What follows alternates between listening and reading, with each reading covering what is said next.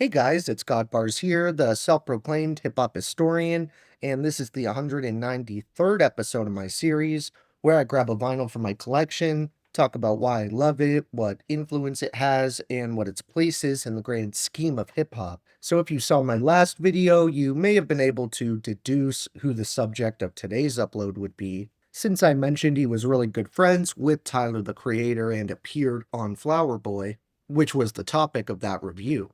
But he also kind of fits into that group of modern OGs, as I like to call them, where despite still feeling like relatively newer artists in the scheme of things, these are rappers who've been in the game for well over a decade at this point. Some people try to clown a guy like Rocky and act like he fell off, but honestly, it's just blatantly clear that that's not the case. And you can tell by how popular and beloved he still is, despite not being too musically active this decade. There's hundreds of rappers who had weight to their name when the 2010s first rolled around, but very few can say that they had the impact on both music and fashion that A$AP Rocky did. The early work he was doing with Clams Casino was pretty important and groundbreaking on its own, but it really picked up for A$AP Mob around 2013 when classic LPs came out like Rocky's Long Live A$AP, or of course A$AP Ferg's Trap Lord. Those albums played a massive role in my earlier high school experience,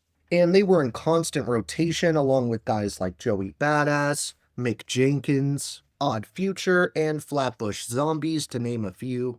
The project we're discussing today, At Long Last ASAP, drove a bit of a wedge in the fan base, as it was definitely A$AP Rocky's most experimental and daring venture to date. That may have driven some people away, but to be fair, Kendrick Lamar was kind of doing a similar thing with challenging his initial core fan base with his 2015 masterpiece To Pimp a Butterfly, which yes, I will get to on the channel. I actually really enjoyed this album when it first came out, and I still do to this day, as I have so many fond memories of listening to this thing front to back.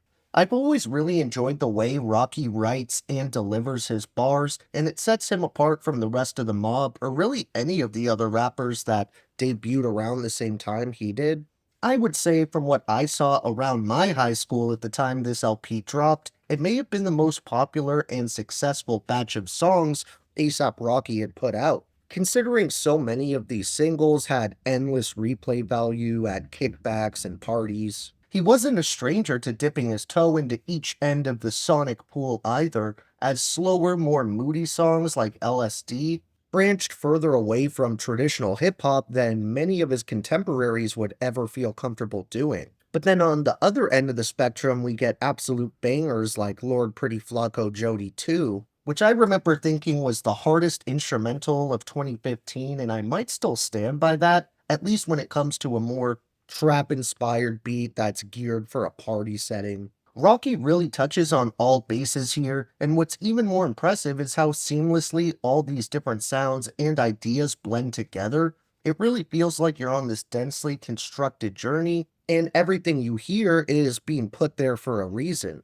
While he isn't necessarily a trained vocalist to my knowledge, the singing that Rocky does employ on here is pretty enjoyable.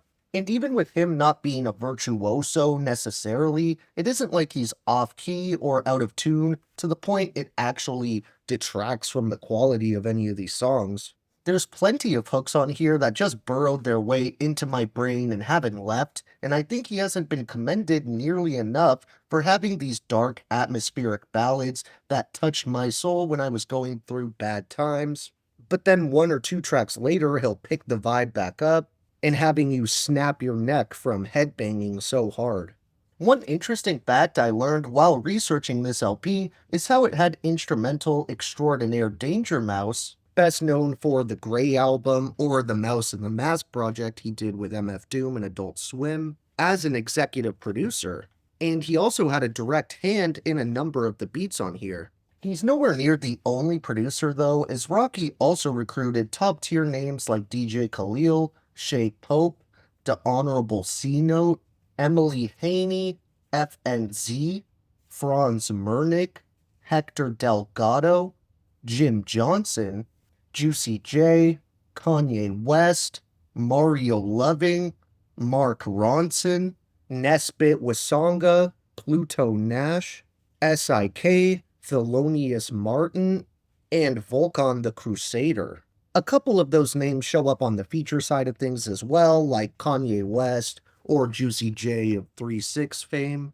But there's actually a pretty large pool of guest appearances that we get on this thing, including Bones of Hollow Squad, Joe Fox, Future, MIA, James Fauntleroy, Rod Stewart, Miguel, Mark Ronson, A-Side, the late ASAP Yams, Mos Def, aka Yasin Bey, Schoolboy Q, UGK, and Lil Wayne, who absolutely snapped on his verse for his guest appearance on M's.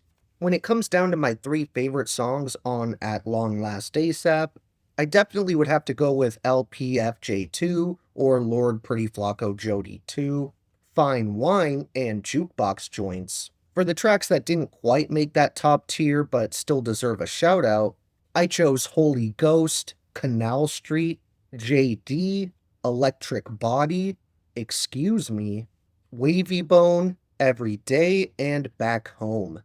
Thank you for watching my 193rd video. Next up, we have one of the more polarizing hip-hop artists of the last decade and maybe hip-hop's existence at all. So look out for that one, and if you enjoyed, be sure to like, subscribe, and let me know what moments you enjoy the most of A$AP Rocky's arguable magnum opus. Don't forget to have a great day, and I'll see you next time, okay? Alright.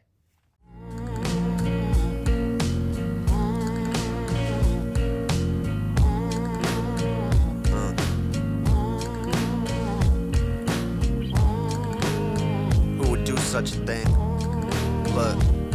Look, I stand in the flame of a feeling we call pain. Father's Day mug, little hand shaped in clay. Carrier planes flew overhead in pockets.